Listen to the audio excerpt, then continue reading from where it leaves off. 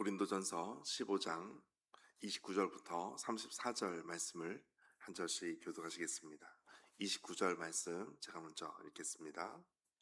만일 죽은 자들이 도무지 다시 살아나지 못하면 죽은 자들을 위하여 세례를 받는 자들이 무엇을 하겠느냐? 어찌하여 그들을 위하여 세례를 받느냐? 또 어찌하여 우리가 언제나 위험을 무릅쓰리요? 형제들아, 내가 그리스도 예수 우리 주 안에서 가진 바 너희에 대한 나의 자랑을 두고 단언하노니 나는 날마다 죽노라. 내가 사람의 방법으로 에베소에서 맹수와 더불어 싸웠다면 너희에 무슨 유익이 있으리요? 죽은 자가 다시 살아나지 못한다면 내일 줄 터이니 먹고 마시자 하리라. 속지 말라. 악한 동무들은 선한 행실을 더럽히나니 깨어 의를 행하고 죄를 짓지 말라. 하나님을 알지 못하는 자가 있기로 내가 너희를 부끄럽게 하기 위하여 말하노라. 아멘. 오늘도 주님의 은혜와 평안이 함께 하시기를 축복합니다. 오늘은 특별히 고난을 인내하고 죄를 이기는 부활 소망에 대해서 말씀하고 있습니다. 먼저 29절에 보시면 부활을 부인하는 사람들이 있음을 알 수가 있습니다. 만일 죽은 자들이 도무지 다시 살아나지 못하면 죽은 자들을 위하여 세례를 받는 자들이 무엇을 하겠느냐? 어찌하여 그들을 위하여 세례를 받느냐? 그 당시의 성도들은 죽음을 각오하고 그리스도를 믿고 세례를 받는 사람들이었습니다. 그래서 그들이 세례를 받는다는 것은 죽음을 염두하고 그들이 받는다라는 것을 알 수가 있습니다. 그런데 만약에 부활이 없다면 그와 같은 헌신과 그와 같은 결단과 믿음이 어떤 의미가 있을까? 무의미하지 않겠느냐라고 하는 사람들이 있었습니다. 그래서 30절에도 또 어찌하여 우리가 언제나 위험을 무릅쓰리요? 그와 같은 위험을 무릅쓰고 세례를 받는 것이 괜찮을까? 그것이 정말 우리에게 필요한 것인가? 라고 생각하는 사람들이 있었습니다. 그만큼 부활이 중요하다는 것을 말씀하는 것이고 그만큼 세례받는다는 것은 죽음을 각오하고 하는 것입니다. 그래서 자신의 생명을 다 걸고서라도 세례받는 것, 그리스도를 믿는 것, 이것이 나의 삶 가운데 얼마나 이것이 신앙으로 믿음으로 고백되는지를 알 수가 있습니다.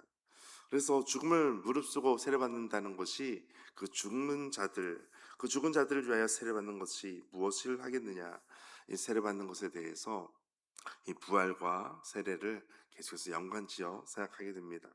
이때 사도 바울은 자신을 예로 들어서 설명합니다. 31절 같이 읽겠습니다. 형제들아, 내가 그리스도 예수 우리 주 안에서 가진 바 너희에 대한 나의 자랑을 두고 단언하노니 나는 날마다 죽노라. 아멘. 사도 바울은 나는 날마다 죽노라. 내가 주 안에서 죽는다는 것이 정말 의미가 있을까라고 질문하는 사람들에게 얘들아, 사람들아, 나는 날마다 죽노라. 왜냐하면 부활이 있기 때문이다. 내가 날마다 죽는 것, 내가 한 번 죽는 것뿐만 아니라 내가 날마다 죽을 수도 있다. 왜냐하면 부활이 있기 때문이다 라는 것입니다. 32절에도 내가 사람의 방법으로 에베소에서 맹수와 더불어 싸웠다면 내게 무슨 유익이 있으리요? 내가 맹수와 싸운다 할지라도 그와 같은 위험이 있다 할지라도 내게 의미가 있다라는 것입니다. 죽은 자가 다시 살아나지 못한다면 사람들은 어떻게 말하냐면 내일 죽을 터이니 먹고 마시자 하리라. 오늘 먹고 마시자라고 말합니다. 내일이 없다는 것입니다. 부활이 없다는 것은 오늘을 살지만 내일이 없다라는 신앙을 가지고 있는 것입니다. 그 당시에 쾌락주의자들의 구호가 바로 이것이었습니다. 내일은 죽을 것이니까 오늘 먹고 마시자라는 것입니다. 부활이 없다면 어쩌면 가장 합리적인 삶입니다. 오늘밖에 없기 때문에 그렇죠. 그러나 우리는 죽음으로 끝나는 존재가 아닙니다. 부활의 소망을 가진 자들입니다. 오늘도 부활의 믿음을 가지고 나아가게 되시기를 축복합니다.